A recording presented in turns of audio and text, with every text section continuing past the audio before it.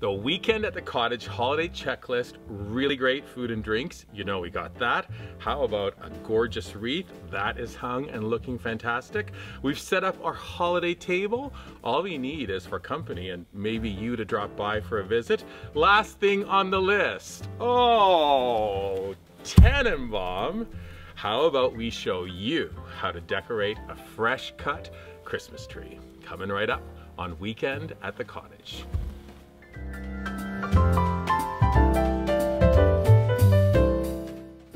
Happy holidays from all of us at Weekend at the Cottage. I'm Nick Manojlovic, and I get to share one of my favorite holiday traditions. I'm gonna decorate a fresh cut Christmas tree. Yesterday I was in the city, heading up the highway. I stopped at a local tree farm. You trudge off into the forest, they give you a saw, and you walk in and amongst these beautiful trees until you find the one. It always seems to happen. You just see it, you know it. I headed right to the bottom of the tree, cut it close to the ground. We strapped it to the roof of the car, and then I brought it up here. Very important to take a saw. We're gonna do a fresh cut on the bottom of the tree. I'm then taking the tree inside into the cottage. I'll place it into the stand, make sure it's straight, tighten it up, and then I add water into the stand. And it's important for the first couple of days, make sure that water is topped up. You wanna keep this tree nice and fresh through the entire season. Once the tree is in place, I trim off the string and let the tree open. And I'm gonna let it open for a full day before I continue inside where I start adding the lights and then all of my ornaments. Here we go.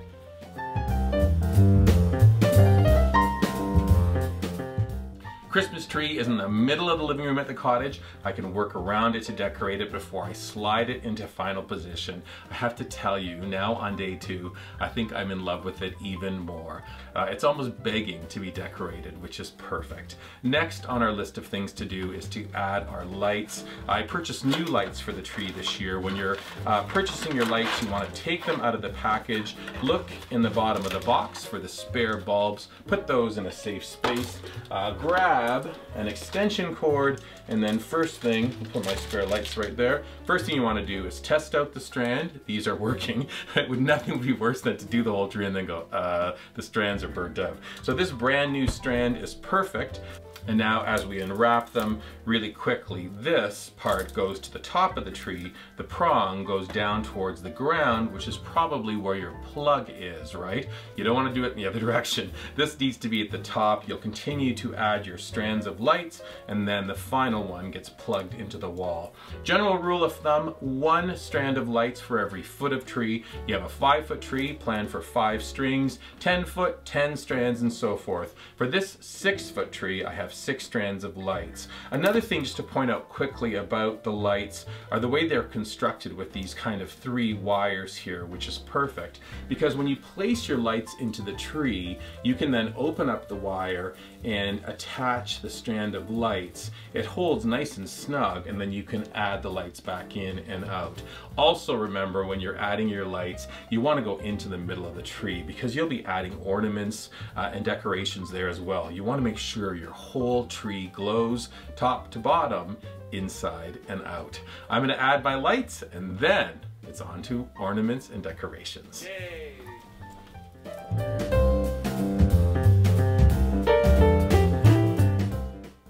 Lights on, nobody home? That's about to change. As soon as you turn on your tree, trust me, everybody's coming home for the holidays. Now with the lights on, I walk around the tree, make sure there's no dark spots, and now comes perhaps the best part of the entire process. I get to add the ornaments. I certainly am a lucky guy. I inherited my family's ornaments, the stuff my mom and dad had when they were first married, and ultimately this inspired my fondness for vintage ornaments. I've been collecting them now for a number of years. If you're looking for vintage ornaments, you're gonna have a great time. Number 1, it could be about color and size. Another thing to look for, how about a family of ornaments? Maybe they're painted in the same way or have a repeating color scheme. Looking for another collection? How about those that grab your attention, like these indents? How fabulous. I also like the groupings that are a bit of a nod to a bygone era. These mid-century modern ornaments are absolutely my favorites. Well, maybe not my absolute favorites. The ones that touch my heart are the one-offs, the little ones I collected one at a time over these years. I just love placing those unique ones in a prominent place on the tree.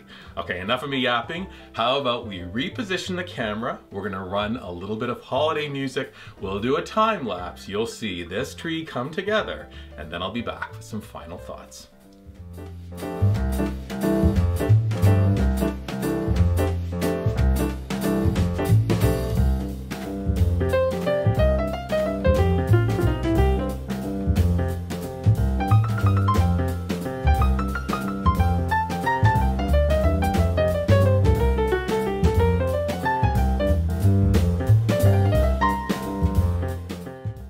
Well, I gotta tell you, this feels pretty great. I slid the Christmas tree back into position. I put the tree top on the very top.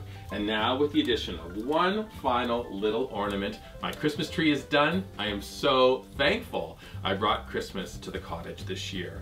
Fireplace is going. I got a cozy couch. I'm gonna put on some Christmas tunes, dim all the lights, except for the ones on this tree. I plan to kick back and just count my blessings. One thing I have to tell you, every time I place an ornament on this tree, I thought of someone special.